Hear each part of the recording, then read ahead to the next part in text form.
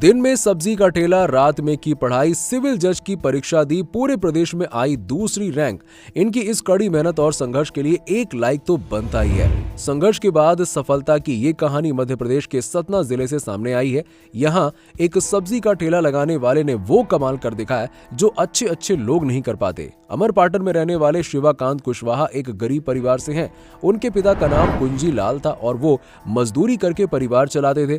पिता की मजदूरी से काम नहीं चलता था तो माँ ने भी मजदूरी करना शुरू कर दिया।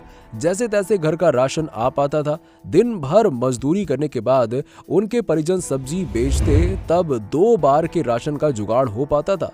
इसी बीच परिवार को धक्का तब लगा जब साल 2013 में उनकी मां शगुन बाई का कैंसर से निधन हो गया। शिवाकांत पढ़ाई में अच्छे थे, इसी वजह से उन्होंने पढ़ना जारी रखा। घर की जिम्मेदारी संभालने के लिए वो सब्जी का ठेला लगाने लगे। वहीं मां का सपना था कि उनका बेटा जज बने।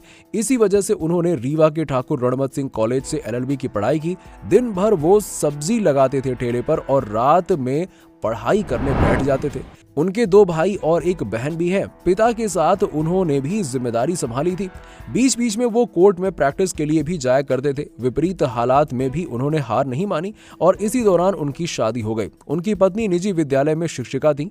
उन्होंने भी पति को सपोर्ट करना शुरू कर दिया। मां का सपना पूरा करने के लिए शिवाकांत ने जज बनने की ठान ली। उन्होंने सिविल जज की परीक्षा देनी शुरू की और वो परीक्षा की तैयारी के साथ ही साथ सब्जी भी बेचा करते थे। उन्होंने पहली बार जज का एग्जाम दिया तो असफल हो गए। इसके बाद असफलता ने उनका पीछा नहीं छोड़ा। एक के बाद एक 4 बार उनको असफलता मिली। इसके बाद भी उन्होंने हिम्मत नहीं हारी और उनकी पत्नी ने बताया कि वो 24 में से 18 घंटे पढ़ाई करने लगे। फिर 5वीं बार वो सिविल जज के एग्जाम में बैठे और इस बार जब रिजल्ट आया तो उनकी आंखों में आंसू आ गए। ओबीसी वर्ग में पूरे मध्य प्रदेश में उन्होंने दूसरा स्थान हासिल किया था।